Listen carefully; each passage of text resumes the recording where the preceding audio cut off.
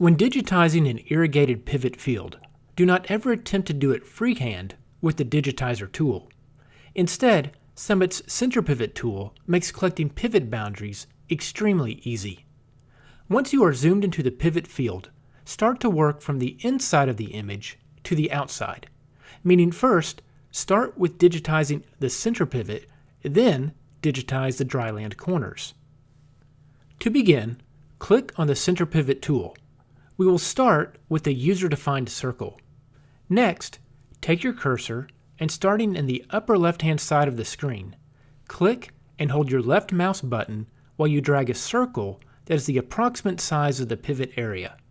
To further adjust and align the boundary, continue to hold down the left mouse button while pressing the Control button on your keyboard. You will be able to move the entire field boundary around the image without further resizing it. Position the image so it aligns to the north of the field. Then make further size adjustments by releasing the Control key while still holding down the left mouse button, which will now allow you to make further adjustments on the size. Use this combination of the left mouse button for scaling and the Control key for positioning until you have your field boundary properly sized and placed.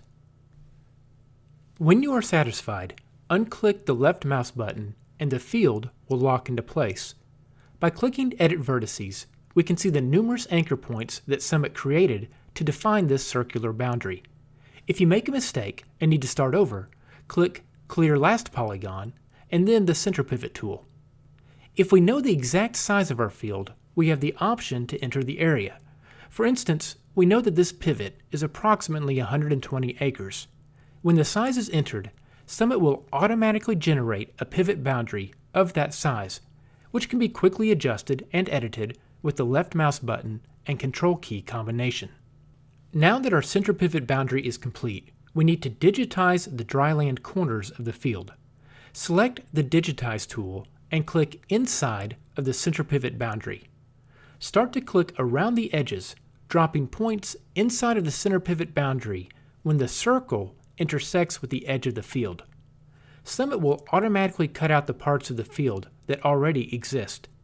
As you come to the end, go back inside the boundary and double-click the mouse button. You can now see your corner zones around the field.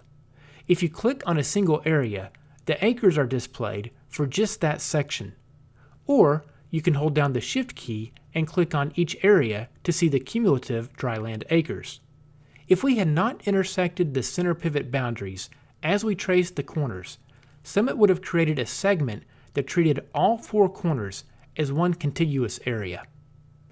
When we are done, we can hit the Next button and assign the center pivot field, along with its dryland corners, to the grower-farm field relationship.